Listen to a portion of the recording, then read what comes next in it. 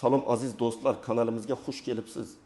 Bugun men sizlar bilan nafaqat muhim, balki tom ma'noda hayotiy ahamiyatga ega bo'lgan bir mavzuni muhokama qilmoqchiman. Agar siz nafaqaxo'r bo'lsangiz yoki oilangizda qarindoshlaringiz orasida nafaqaxo'rlar bo'lsa, bu video siz uchun juda katta ahamiyatga ega bo'ladi. Aprel oyidan boshlab sizning byudjetingizda sezilarli o'zgarishlar yuz berishi mumkin. Chunki qonunchilikda nafaqaxo'rlar uchun yangi katta imtiyozlar joriy etildi. Bu imtiyozlar orqali siz aynan siz ba'zi to'lovlardan ozod bo'lishingiz va har oy katta miqdorda pulingizni tejashingiz mumkin. Shuning uchun men sizlardan ushbu videoni oxirigacha diqqat bilan tomosha qilishni, har bir so'zimga e'tibor berishni iltimos qilaman. Hoziroq kanalimizga obuna bo'lish tugmasini bosing va ushbu videoga like bosing. Shunda bu muhim ma'lumotlar ko'proq odamlarga yetib boradi. Aziz tomoshabinlar, avvallari nafaqaxo'rlar pensiya yoshiga yetgan bo'lsalar ham ko'plab kundalik va majburiy to'lovlarni boshqa fuqarolar qatori to'lashga majbur edilar. Bu esa ularning oylik nafaqasining sezilarli qismini tashkil etar edi. Kommunal to'lovlar, uy-joy xizmatlari, hatto ba'zi soliqlar kabi majburiyatlar nafaqaxo'rlarning yelkasida og'ir yuk bo'lib turardi. Ko'pincha pensiya atigi bir necha kun ichida aynan shu to'lovlarga sarflanib ketar. Qolgan oy davomida esa boshqa ehtiyojlar uchun juda oz mablag' qolardi. Bu holat ayniqsa yolg'iz yashovchi, nogironligi bor yoki kam ta'minlangan oilalardagi nafaqaxo'rlar uchun juda og'ir edi. Ular hatto eng oddiy ehtiyojlarni qondirishda ham qiynalishardi. Hukumat ham ushbu muammolarning chuqurligini anglab yetdi. Prezidentimiz tomonidan olib borilayotgan ijtimoiy siyosat doirasida aholining zaif qatlamlarini, xususan nafaqaxo'rlarni qo'llab-quvvatlashga katta e'tibor qaratilmoqda. Shu maqsadda aprel oyidan boshlab kuchga kirgan yangi qarorlar va qonunchilik o'zgarishlari tufayli vaziyat tubdan o'zgardi. Endi nafaqaxo'rlar ba'zi xizmatlar va soliqlar uchun to'lovdan butunlay yoki qisman ozod etildi. Bu aslida oddiygina tejash emas, balki davlatning o'z fuqarolariga ularning yoshi va mehnatini hurmat qilishining, g'amxo'rlik qilishining yaqqol isbotidir. Keling, bu imtiyozlarni batafsil ko'rib chiqamiz. Birinchi va eng muhim tejamkorlik sohalaridan biri bu kommunal to'lovlar. Nafaqaxo'rlar uchun kommunal xizmatlar, ya'ni suv, gaz va elektr energiyasi uchun to'lovlar bo'yicha jiddiy imtiyozlar kuchga kirdi. Bu ayniqsa yolg'iz yashovchi va kam ta'minlangan nafaqaxo'rlar uchun katta yengillikdir. Ilgari siz har oy iste'mol qilgan elektr energiyasi, tabiiy gaz va suv uchun to'liq tarif bo'yicha pul to'lashingiz shart edi. Ammo endi belgilangan kvotadan oshmagan holda ma'lum bir miqdordagi bu resurslardan butunlay bepul yoki sezilarli darajada chegirmali foydalanish imkoniyatiga ega bo'ldingiz. Keling, bir nechta aniq misollar to'xtalamiz. Misol ilmay qilmang. Tasavvur qiling. Toshkent shahrining Chilonzor tumanida yashovchi 75 yoshli M opa.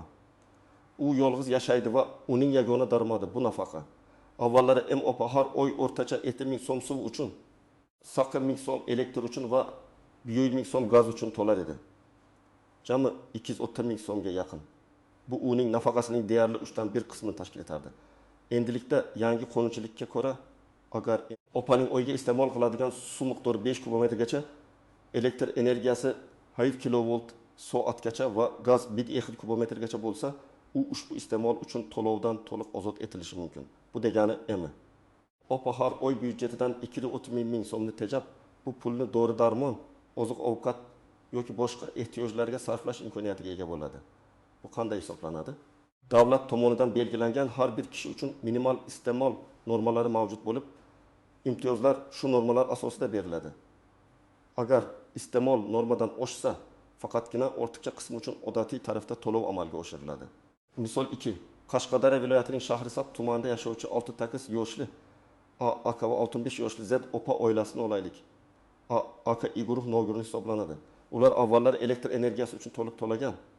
Endi esa yangi qonun bo'yicha nogironligi bor nafaqaxo'rlar oilalari uchun belgilangan limit ichida elektr energiyasi uchun to'lovdan ozod qilish imtiyozlari mavjud. Misol uchun, agar ular oyiga 1,5 kilovolt soatgacha elektr energiyasi iste'mol qilsalar, bu miqdor uchun pul to'lashmaydi. Bu degani, ular oylik 35 ming so'm elektr pulini tejashadi. Chunki 1 kilovolt soat bu o'rtacha bir oilaning minimal ehtiyojlarini qoplaydigan miqdor. Agar ular bundan ko'proq iste'mol qilsalar, masalan 200 kilovolt soat, unda faqat 1 kilovolt soat uchun to'lov amalga oshiriladi. Bu ham oilaviy byudjetga katta yordamdir. Ikkinchi muhim jihat bu uy-joy kommunal xo'jaligi xizmatlari uchun to'lovlar. Bularga axlat olib chiqish, lift uchun to'lov, uy atrofini tozalash va boshqa shu kabi xizmatlar kiradi. Bu xizmatlar ham nafaqaxo'rlar uchun og'ir yuk bo'lishi mumkin edi.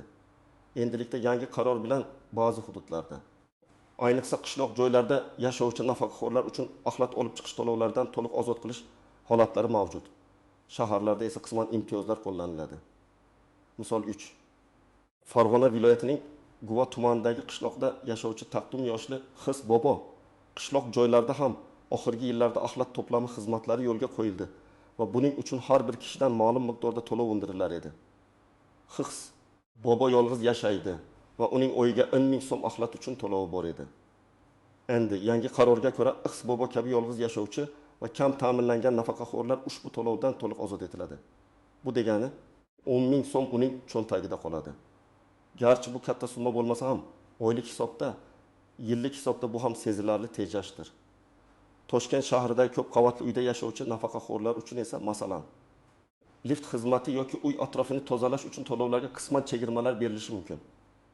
Masalan, umumiy to'lovning 30 ming yoki 20 minggacha miqdorda. Bu ham o'z navbatida oylik xarajatlarni kamaytirishga yordam beradi. Uchinchi katta imtiyoz bu mol-mulk solig'i va yer solig'i. Ko'pchilik nafaqaxo'rlar o'z uy joylari uchun mol-mulk solig'ini, shuningdek, agar hovli joyda yashasa, yer solig'ini to'lashardi. Bu ham pensiya byudjetiga salbiy ta'sir ko'rsatuvchi muhim omil edi. Endi yangi qonunchilikka asosan ma'lum miqdordagi mulk uchun nafaqaxo'rlar ushbu soliqdan to'liq ozod etiladi. Misol Samarqand shahrida shaxsiy uyi bor 70 yoshli amaki. Uning uyining umumiy maydoni 100 kvadrat metrni tashkil qiladi. Avvallari amaki ushbu uy uchun har yili belgilangan mol-mulk solig'ini to'lar edi. Bu esa o'rtacha 300 ming so'm atrofida edi. Yangi qonunchilikka ko'ra nafaqaxo'rlar uchun ma'lum bir minimal uy-joy maydoni, masalan, 6 yoki 10 kvadrat metrgacha bo'lgan qismi uchun mol-mulk soligidan to'liq ozod qilinadi. Agar amakining uyining kam kvadrat metr qismi soliqdan ozod qilinsa, u faqatgina qolgan 20 kvadrat metr uchun soliq to'laydi. Bu degani, uning yillik soliq yuki 4-5 barobarga kamayadi. Ya'ni 300-400 ming so'mdan 600-900 ming so'mga tushadi. Bu ham moliyaviy barqarorlikni ta'minlashda juda muhim. Xuddi shunday, agar nafaqaxo'rning yer uchastkasi bo'lsa, ma'lum bir me'yor doirasida yer soligidan ham ozod etiladi. Bu imtiyozlar asosan nafaqaxo'rlar hayotini yengillashtirishga qaratilgan bo'lib, ularning oylik xarajatlarini kamaytirishga va pensiyalarning qadrini oshirishga xizmat qiladi.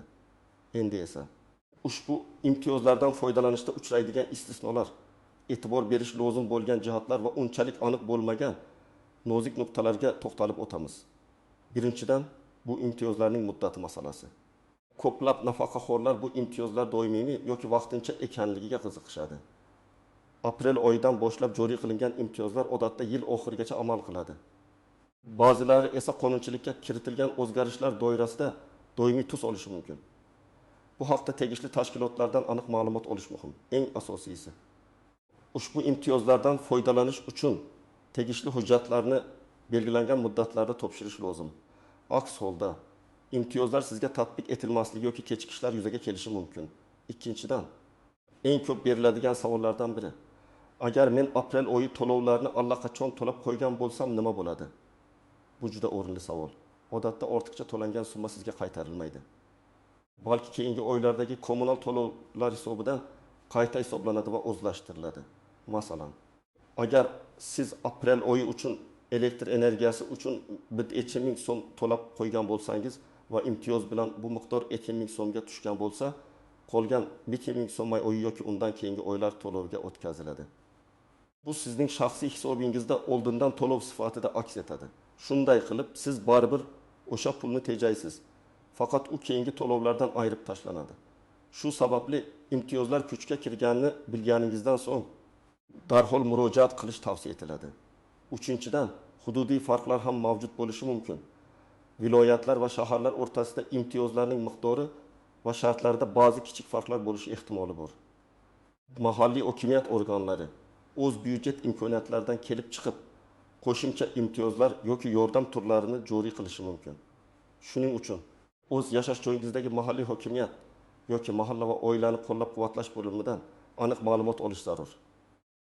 Bu qo'shimcha imtiyozlar transport, dori-darmon yoki boshqa ijtimoiy xizmatlar uchun bo'lishi mumkin. 4-dan kam ta'minlanganlik mezoni haqida. Agar imtiyozlar kam ta'minlangan oila maqomiga ega bo'lgan nafaqaxo'rlarga qaratilgan bo'lsa, oilaning umumiy daromadlari qanday hisoblanadi? Odatda bu oilaning har bir a'zosining o'rtacha oylik daromadi minimal iste'mol xarajatlaridan yoki belgilangan biror me'yordan oshmasligi kerak. Bu daromadga nafaqat pensiya, balki boshqa manbalardan tushadigan pul agar mavjud bo'lsa ham kiritiladi.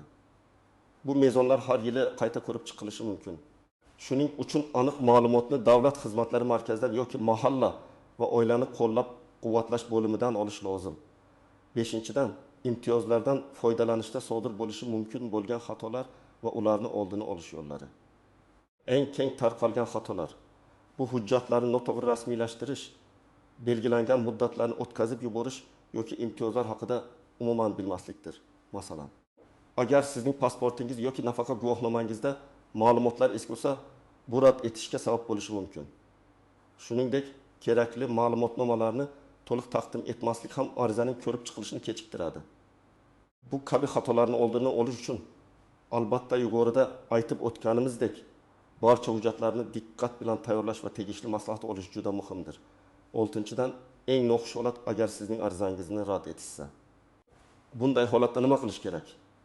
1-dan siz rad etish sabablari ko'rsatilgan yozma tushuntirish xatini talab qilishga haqlisiz. Bu xatda nima uchun imtiyoz berilmagani aniq ko'rsatilgan bo'lishi kerak.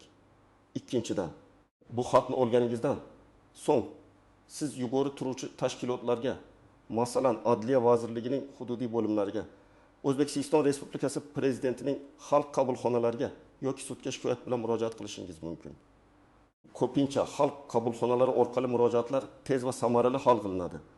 Chunki ular davlat organlarining fuqarolar bilan ishlashini nazorat qiladi. Endi esa aziz do'stlar, siz uchun eng muhim bo'lgan amaliy maslahatlarga o'tamiz. Bu imtiyozlardan qanday qilib amalda foydalanish mumkin? Qayerga borish kerak? Qanday hujjatlar yig'ish lozim va qanday yozish kerak? Men sizga aniq bosqichma-bosqich ko'rsatmalar beraman bir qadam. Mahalliy mahalla va oilani qo'llab-quvvatlash bo'limiga murojaat qiling. Bu sizning birinchi manzilingiz bo'lishi kerak. Sababi aynan shu bo'lim vakillari sizning hududingizdagi nafaqaxo'rlar uchun mavjud bo'lgan barcha imtiyozlar ro'yxati, ulardan foydalanish shartlari va kerakli hujjatlar haqida eng to'g'ri va batafsil ma'lumotga ega bo'ladi. Ular sizga yuzma-yuz maslahat berishadi va ehtimol arizani to'ldirishda ham yordam berishlari mumkin. Ba'zi imtiyozlar davlat xizmatlari markazlari orqali rasmiylashtirilsa, ba'zilari bevosita mahalla organlari orqali amalga oshiriladi. 2 qadam. Kerakli hujjatlar ro'yxatini aniqlang va ularni to'plang. Odatda quyidagi hujjatlar talab qilinadi: pasport nusxasi va asli, shaxsni tasdiqlovchi hujjat.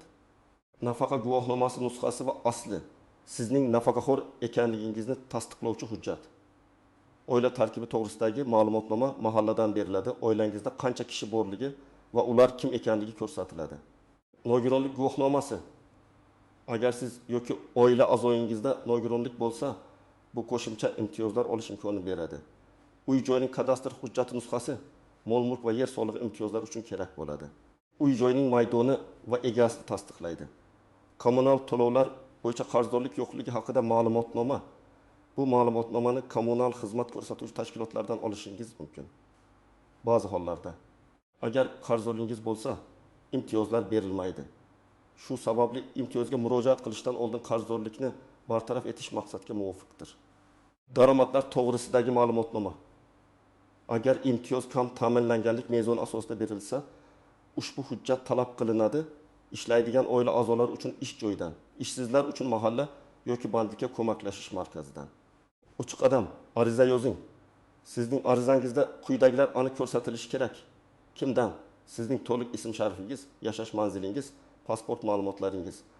Kimga murojaat qilayotgan tashkilotning to'liq nomi, masalan, mahalla va oilani qo'llab-quvvatlash bo'limi boshlig'iga. Ariza sarlavhasi, imtiyoz berishni so'rab ariza. Ariza matni, unda siz qanday imtiyozdan foydalanmoqchi ekanligingizni, masalan, elektr energiyasi uchun imtiyozni qo'llashni so'rayman va buning sababini, masalan, men nafaqaxo'rman, yolg'iz yashayman va oilaviy ahvolim og'ir, aniq bayon etishingiz lozim. sizni bu imtiyozdan foydalanish huquqiga ega ekanligingizni tasdiqlovchi qonun yoki qaror nomini ham yozishingiz maqsadga muvofiq bo'ladi. Masalan, O'zbekiston Respublikasi Prezidentining 2024 yil sanadagi raqamli sonli qaroriga asosan ilovada taqdim etilayotgan hujjatlar ro'yxati, masalan, ilova 1, pasport nusxasi 2 varaqda, 2 nafaqa guvohnomasi nusxasi 2 varaqda, arza yozilgan sana va imzo, 4 qadam hujjatlarni topshiring va qabul qilinganligi haqida belgi shtamp qo'ydiring. Bu juda muhim qadam. Arizangizni topshirganingizda xodimdan arizangizning nusxasiga yoki uning alohida qog'oziga ariza qabul qilingan sana, ro'yxatga olish raqami va xodimning imzosi bilan belgi qo'yishni talab qiling. Bu sizning murojaatingiz rasman qabul qilinganligining tasdig'i bo'ladi va kelajakda ehtimoliy tushunmovchiliklar yuzaga kelganda sizning qo'lingizda isbot bo'ladi. 5 qadam. Javobni kuting. Qonunchilikka ko'ra sizning arizangiz ko'rib chiqilishi va unga javob berish muddati 11 ish kuni. Ba'zi holatlarda bu muddat uzaytirilishi mumkin, ammo bu haqda sizga yozma ravishda xabar berilishi shart. Agar belgilangan muddat ichida javob olmasangiz yoki arizangizga rad javobi berilsa, yuqorida aytib o'tganimizdek, rad etish sabablari ko'rsatilgan yozma tushuntirish xatini talab qiling va yuqori turuvchi tashkilotlarga murojaat qiling.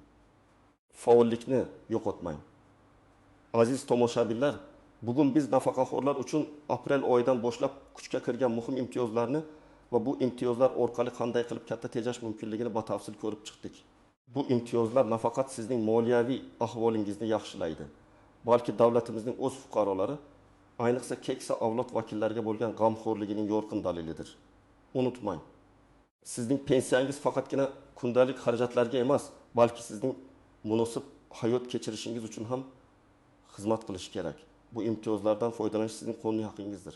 Endi sizning navbatingiz. Ushbu video haqida o'z fikrlaringizni, shuningdek, boshqa qanday imtiyozlar haqida bilishingizni istayotganingizni kommentariyalarda yozib qoldiring. Bu video siz uchun foydali bo'lgan bo'lsa, albatta unga like bosing va uni do'stlaringiz, qarindoshlaringiz bilan ijtimoiy tarmoqlarda ulashing, toki bu muhim ma'lumotlar ko'proq nafaqaxo'rlarga yetib borsin. Va albatta kelgusida ham foydali va muhim ma'lumotlardan boxabar bo'lish uchun kanalimizga obuna bo'lishni unutmang. Kelgusi videolarda ko'rishguncha o'zingizni asrang.